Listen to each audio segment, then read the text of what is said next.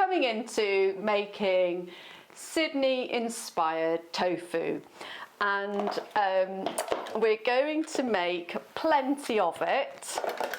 It's now the afternoon. This morning we made Vietnamese tofu, and I did think when I was making it and cooking it on camera earlier that I really wouldn't be able to eat, well, Chris and I really wouldn't be able to eat what I'd made because it was too much. Well, we did. We're full of tofu. It's brilliant. And then this is tea. I'm a bit giddy with tofu, I've just been informed. But anyway, hopefully you've got a smile on your face, because actually I trained once to be a personal trainer, as you do, and I was reliably informed that if you're learning with a smile on your face, you learn more, better, quicker, etc. So I'm hoping that my slight stupidity at times, quirky I have been described as, helps you to relax and to enjoy. I mean, I guess some courses in life aren't remotely enjoyable, but this one should be. And if it's not, tell me, and I'll come round your house and tickle you or something. I don't know what I'll do, but something to cheer you up, because life's too short. Now, you watched me here put these into little fingers, should we say. These fingers are going to be burnt nearly, certainly cooked very, very hard in this pan of oil. And we're seasoning, don't be afraid to season, we're seasoning these little fingers of tofu, and we're going to make them very dry in the pan.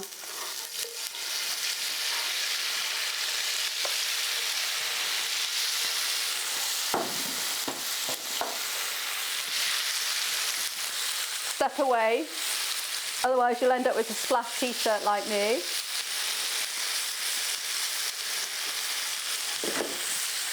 I think I'm on a slight tilt here, the oil tends to go over there. I don't think I've ever cooked on a cooker that's actually flat. So, right, got to turn that up a bit because we're going to live dangerously. I'm full of tofu, Vietnamese tofu. Brilliant, brilliant dish. I hope you enjoy it. Please tell me if you do. Tell me if you don't, but tell me if you do. Okay, so we're going to make a little marinade. So these bad boys are going to come out of here and they're going to go in here. They're going to be so thirsty, they're going to soak up whatever is in here. So let's make them a nice little drink. And the drink is 2 tablespoons of soy sauce. This is the soy sauce I prefer to use. I buy it in the litres, 6 litres at a time. So you get 6 litres, it'll last you out for a bit. But it's thin soy sauce and it's light soy sauce, and it tastes really good, and it tastes better than any of the brands in the shops. So just say that. So get some. You'll find your friends, I'm sure you've got friends, and each buy a litre, buy 6 litres on Amazon or something like that, and then have one each. 2 tablespoons of sugar. This is my Billingtons. So, yes. And then we've got 2 tablespoons of rice vinegar. This is Asda's Best. This is the one I've always used, because actually in Kendal that was the one I could find. And then, thinking it through, we just need a tablespoon of sesame oil, not olive oil, sesame oil.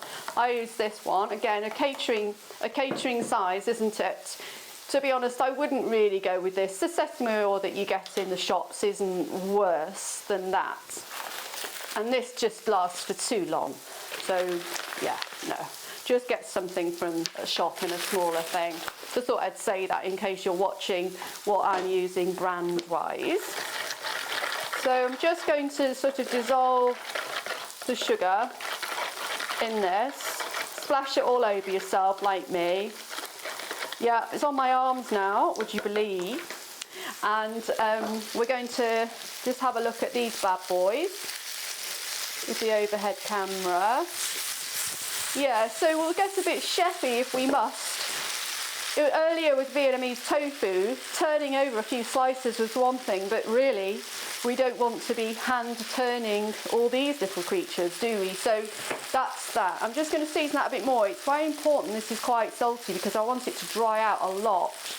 And we're going to watch this with this gorgeous overhead camera that we have, and watch this get down to where it needs to be, which is these little sausages have gone much thinner and drier. They're almost ruined, it's that dry, because later on when you bite down into them, when you finish the dish, and it's full of this flavour, plus other flavours we're adding, plus peanuts, plus fennel seeds, plus just everything, this is just this gorgeous little crispy thing in your mouth. So watch and learn and do and enjoy. So yeah, let's just go on a bit of an overhead camera journey.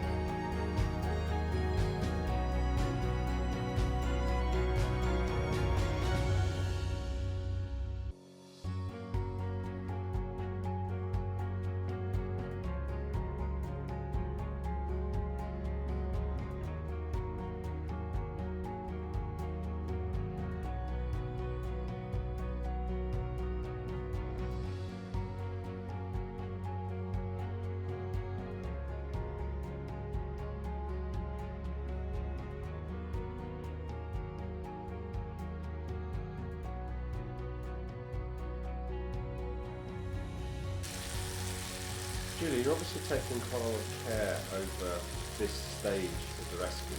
So how critical is this to the flavour you get at the end? I would say, Chris, that this is vital. Some things in cooking you can get away with, but this being wrong you can't get away with, because this is where your texture comes from, and it brings with it an intensity of flavour because you're biting down on something that's so flavoursome, but also it's a little bit crunchy. So it's so vital to get this done right, and I'm turning these and taking a bit of care with it. This one, say, is becoming a bit crispy on the outside, and we want them crispy and dry. You'll have seen me turn the heat up. So it's absolutely vital. And I really want the learner to see and understand that it's vital, and to see when it's right, because they're on their own learning, and I want them to get it right. It means a lot that this is right in people's homes. So it's a good question. Thanks for asking it.